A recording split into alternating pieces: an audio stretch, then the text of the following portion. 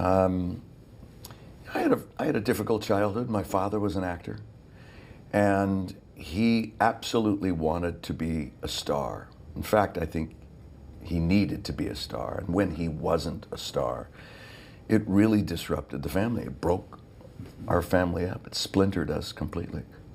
And I think I learned from that. I learned not to lead with ego, but with ambition that is obtainable, you know, if you work hard and if you get lucky.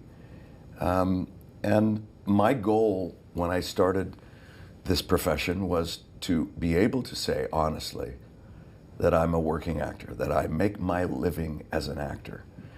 And to this day, when that happened at age 25, that is my most cherished professional achievement.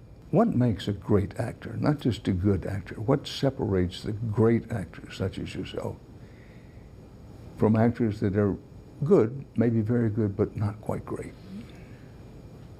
Well, one is, at the risk of sounding self-aggrandizing, is talent. You do have to have talent. You can't teach it. You can enhance it. You can enrich it. You can bring it out. You can help to grow it. But it has to be there. The nucleus has to live there. You can recognize when someone has talent. I've worked with a tremendous amount of people who are talented and yet did not further that, were not able to enhance what they started with for one reason or another. So it's talent alone is not enough. You have to have persistence and patience. And the thing that you really have to do is you have to have a well of emotions and be willing to be vulnerable, willing to go in there and pull it out and risk emotional damage, dare I say, physical fatigue, intellectual fatigue. You are put through it. The ones who really want to go all in, there's a risk to it. And it's also hard to say because we're very lucky. Those of us who can say that we have a career, and not only that, but we have control of our career. We can pick and choose the projects that we want to do. I count my blessings daily on that. You've talked about it before, you've written about it, you had a broken family. Let's talk about your childhood. What were the problems? Well, there was a real dichotomy to my childhood. The first 9, 10 years were really what I perceived to be great. The nucleus of father, mother, older brother, baby sister, picnics. My mom was a member of the PTA, and she was a Tupperware lady, and Avon, and we were entrenched in our little neighborhood, and we knew all our neighbors. Our dad was our coach in every sporting event that we did. We were very active. But I think my father, having this sense that he needed to achieve a certain plateau of something, drove him to a little bit of madness, really. And extramarital affairs, and he left the family. I didn't see my father from the time I was 11 to the time I was 22, and sought him out because I was now wanting to be an actor, and I thought maybe he might be able to lend some advice, but I think that was the text, but the subtext being, who are you?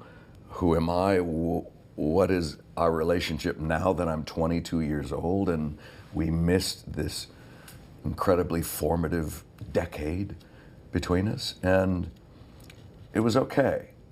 It was never going to be a typical or a cherished father-son relationship. But I had to come to terms it was going to be as best as it could.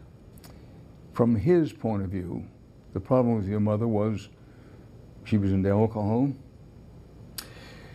Actually, my mother became an alcoholic after he left.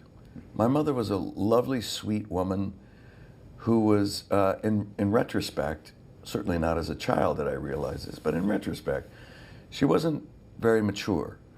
She was fun-loving and very giving and sweet and the life of the party kind of thing. A little bit of Blanche Dubois with men. Oh, she was a flirt. And that may have caused some issues, but her heart was broken when my father left, shattered. And she did not know how to handle that. And she found company in alcohol. And by virtue of that, we were very young, she became emotionally empty and vacant to us. And so my mother was there physically, but not emotionally, not intellectually, to be our mother. Our father was not there physically, so that was all gone. So at 11, 12 years old, I was starting to learn how to deal with things on my own. And that's not the most advantageous thing for a young kid. Looking back on it, how did that affect you?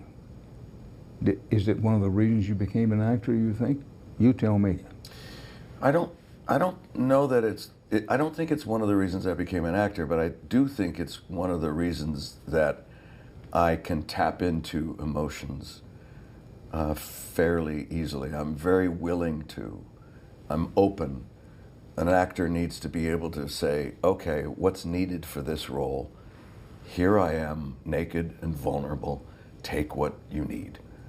It could be the ugly side of a human personality, greed, jealousy, rage, resentment. It could be any of those, as well as the good things. So I do think, and I've been working on it, that I've been dealing with abandonment issues, resentment issues, which create anger. And so I have a bucket full of, of emotions that I can pull out anytime I need it. And I think that's probably also why I'm attracted to damaged characters, because I can relate to them. I want to go back to your relationship with your father.